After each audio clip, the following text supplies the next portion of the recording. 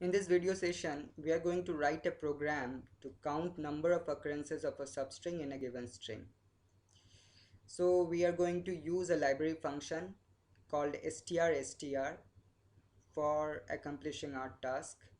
And as we are going to use this library function, we'll have to include the header file string.h.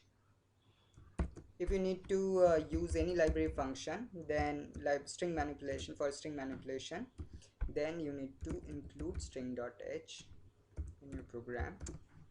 So we are going to use strstr.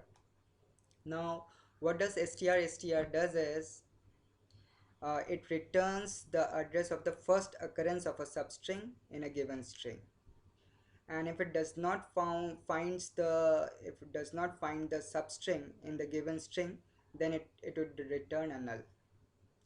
So we are going to use strstr for counting the number of times a substring occurs in a given string. So here we have taken this as a bigger string in which we are going to count the number of occurrence of the substring. So here if you see, is occurs 4 times in this string. So the program that we are going to write should print a value 4, right? So this would be a very generic logic which can be used for any two string.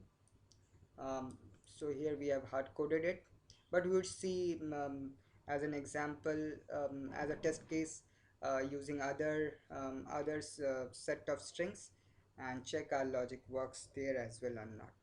So for some other program, you can take the inputs from the user and then apply the same logic that we are going to write to count the number of occurrences of substring in the given string that is entered by user. Now let us concentrate on the logic.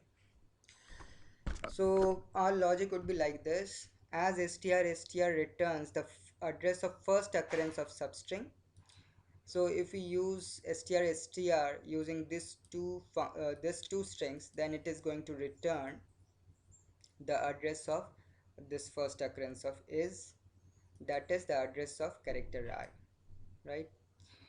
And then what we are going to do is we need to check whether the address returned by strstr is null or not.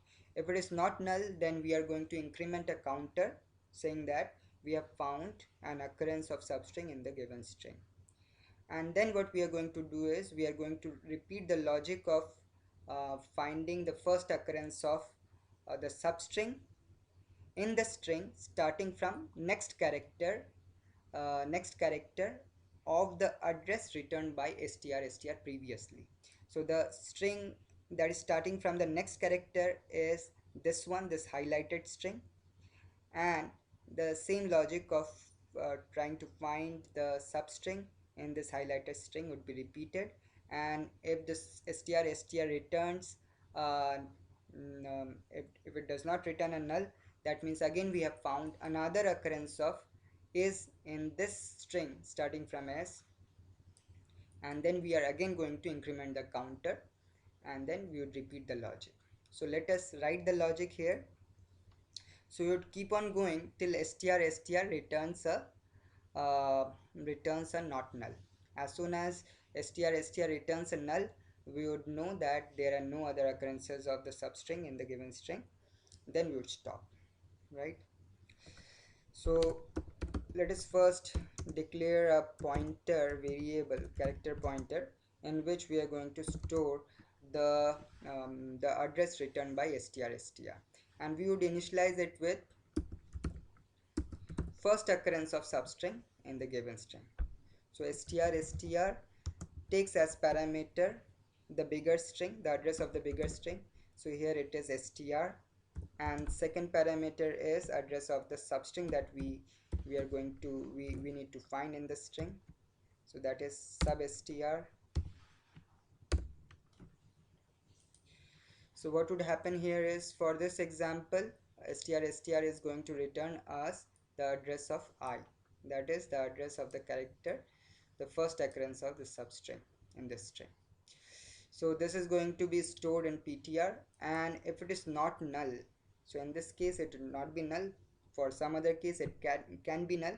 If the substring is does not occur in the string at all, then it would return null at the first time itself. So if ptr is not null, then we are going to increment the counter, and for that we are going to take a count variable and we would initialize it with 0. And if ptr is not null, then we are going to increment the count variable. So after incrementing the count variable, what we are going to do is we are going to use str again on this remaining string, right? And that can be given, the address of this string can be given by adding a 1 to the address returned by str previously. So the address returned by str previously is stored in ptr, and ptr plus 1 is going to give us the address, starting address of this highlighted string, right? So we would use str now on the string starting from ptr plus 1, and in this string we are going to again try to find the first occurrence of substring, and this we can store back in ptr, right? So if it returns if it does not return a null, then again we are going to get into this loop and increment the counter, saying that we have found another occurrence of the substring in the string. Otherwise, if it is returning a null, that means we know that the substring does not occur at all in the string starting from next character. So we can come out of this loop and then print the count variable on the console. So after this loop we can write the number of occurrences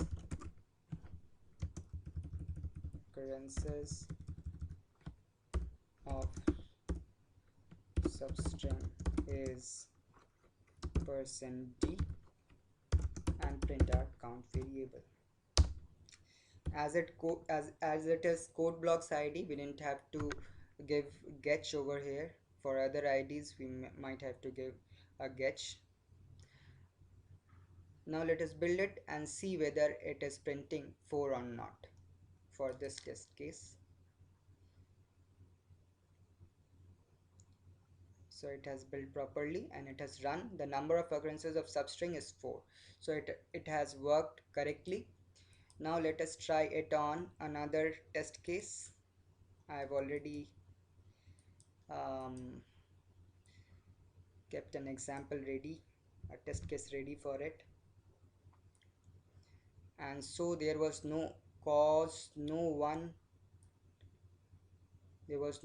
cause for that occurrence, but it had to occur because it had to. So this is our string, and the substring that we are going to find in it is occur. So occur occurs 2 times here.